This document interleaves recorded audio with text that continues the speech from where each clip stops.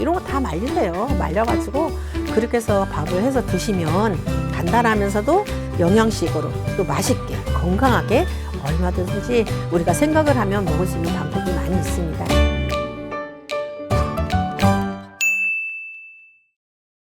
우리가 지금은 한 집 걸로 한 명이 당뇨 고혈압 환자다, 뭐 두 집 걸로 한 분이 뭐 암 환자다, 이런 분들이 굉장히 많이 있거든요. 근데 이거는요, 제일 먼저 우리 삶 속에서 작년부터 후속 유전학이라는 공부를 하면서 보니까 우리 몸의 DNA가 중요한 게 아니라 세포가 굉장히 중요하다는 걸 알았어요. 그리고 논문이 굉장히 많이 나와 있습니다. 우리 몸에 세포가 있고 DNA가 있고 이 세포가 조직이 되고 조직이 기관이 되고 이렇게 되거든요. 그런데 똑같은 일란성 쌍둥이가 똑같은 DNA를 가지고 나와도 이 사람들이 어떻게 사느냐에 따라서 한 사람은 대머리가 되고 한 사람은 대머리가 안 되고 이럴 경우가 많이 있어요. 저희 친오빠가 참고로 일란성 쌍둥이에요. 저희 아버지도 못 알아볼 정도로 또 너무 똑같아요. 결혼하기 전까지는 이제 엄마 아버지랑 같이 살았기 때문에 똑같았는데 결혼하고 한 10년이 지나면서부터 와이프에 따라서 음식 먹는 게 달라지니까 체형이 달라지기 시작하고 질환이 달라지기 시작하더라고요. 그런 것을 보고 저는 이게 정말 맞다라고 생각을 했고요.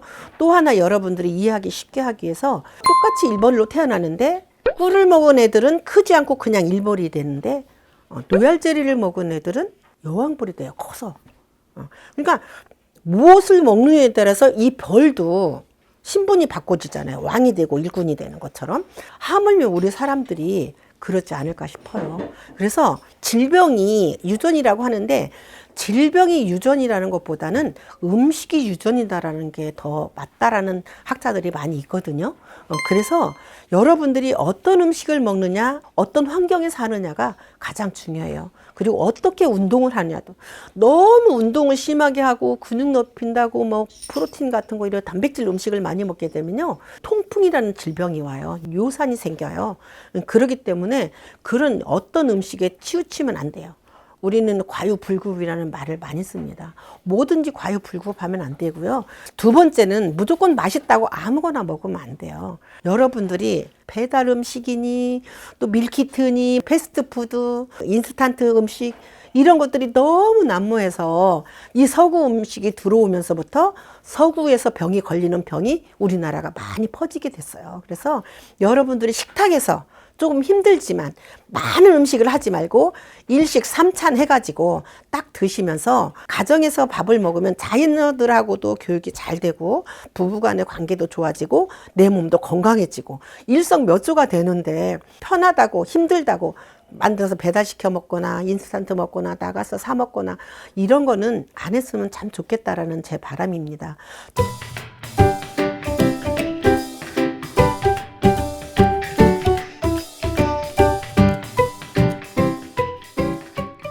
저는 어려서부터 제가 저희 가족들을 인스턴트를 한 번도 제가 먹여보질 않았어요. 물론 자기들이 나가서는 먹었겠지만 제 손으로는 쟤는 안 사 먹였어요.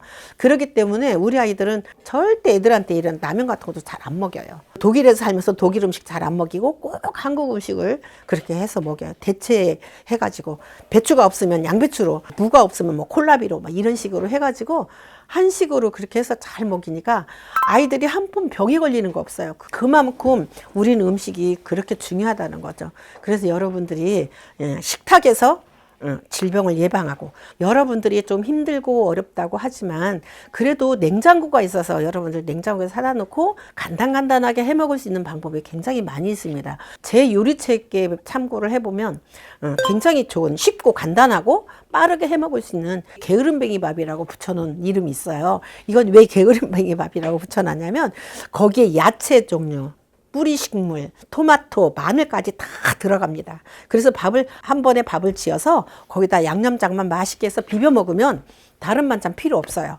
거기다 뭐 물김치 하나 넣든가 아니면 된장국 하나 넣고 그렇게 해서 한 끼 딱 먹어 치우면 여러 가지를 먹을 수 있고요. 또 요즘에 저는 이제 각종 이제 채소라든가 뿌리 채소 이런 것들을 말려서, 건더기 들어가는 거 싫어하는 사람들은 그냥 믹서기에다 곱게 갈아갖고 밥을 해서 거기다 마늘 한 숟갈 넣어서 이렇게 밥을 해서 먹으면 정말 맛있어요. 거기서 소금 한 꼬집 넣어갖고 하면 간도 살짝 맞고 정말 맛있거든요. 이렇게 해서 먹으면 소화 안 되는 사람들한테도 굉장히 좋고요. 무, 우엉, 뭐 당근, 단호박 뭐 이런 굉장히 많이 나오잖아요. 이런 거 다 말리세요. 말려가지고 그렇게 해서 밥을 해서 드시면 간단하면서도 영양식으로 또 맛있게 건강하게 얼마든지 우리가 생각을 하면 먹을 수 있는 방법이 많이 있습니다. 그래서 이렇게 해서 질병을 먼저 예방을 해야지. 질병이 난 다음에 치료는 너무 잘해요. 우리나라 의사들은 정말 세계적으로 굉장히 잘 하는 의사들이 굉장히 많아요.